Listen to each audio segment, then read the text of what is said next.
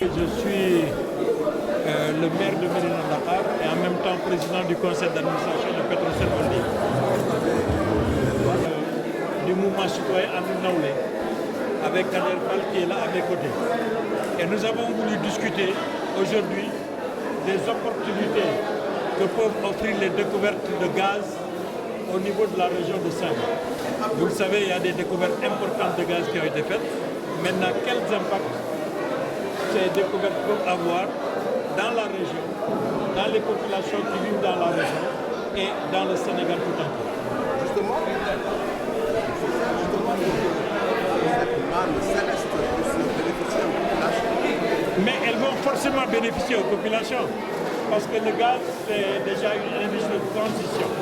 Nous avons fait des découvertes importantes au niveau de Saint-Louis et vous le savez très bien que les ressources pétrolières appartiennent au peuple sénégalais, les ressources pétrolières et gazières aussi, qui seront issues de l'exploitation du pétrole et du gaz, donc auront une traçabilité totale au niveau du budget de l'État. Vous savez qu'on avait voté au niveau de l'Assemblée nationale la loi sur la répartition des revenus issus de l'exploitation du pétrole et du gaz.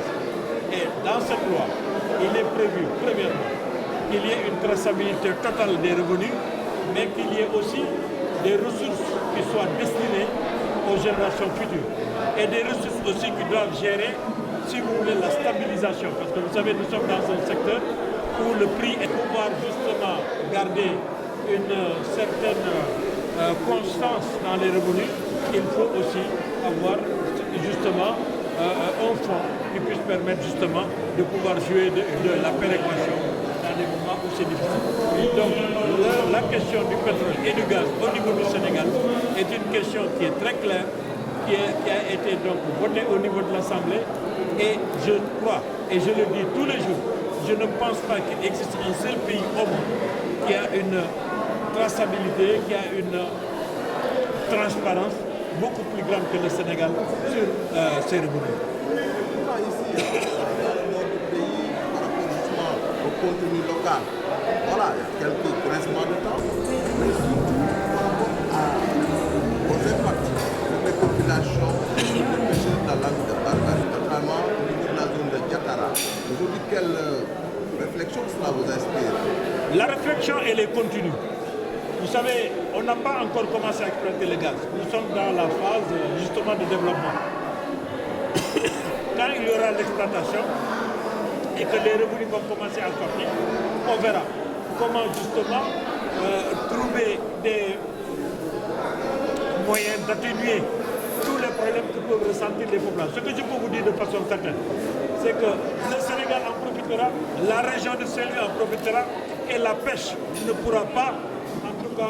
C'est bien que ndànk-ndànk solaire bi di remplacer Sénélec loolu mooy liggéey alors donc Andu Nawlé ñaari loxo yooyu lay liggéey bii pour jigéen ñi bii pour solaire bi ci biir ménage en milieu urbain et en milieu rural donc loolu dañu bëgg Bamba mobilisation bi nga leen si tey defal leen ko suba ñu toog waxtaane nag ñun à l'interne laa nag Andu Nawlé la ñu ñuy continuer suñu programme si ñaari volet yooyu volet jigéen ñi ak volet coopérative bi ba taxawal section bi réunion boobu def nañ ko semaine dernière à Thiès ñoom ñii ñoo ko présidé woon moom la ñu war a continuer ndax suba loolu lay tax incha allah dañuy desaat ba suba ñu def assemblée générale bi ba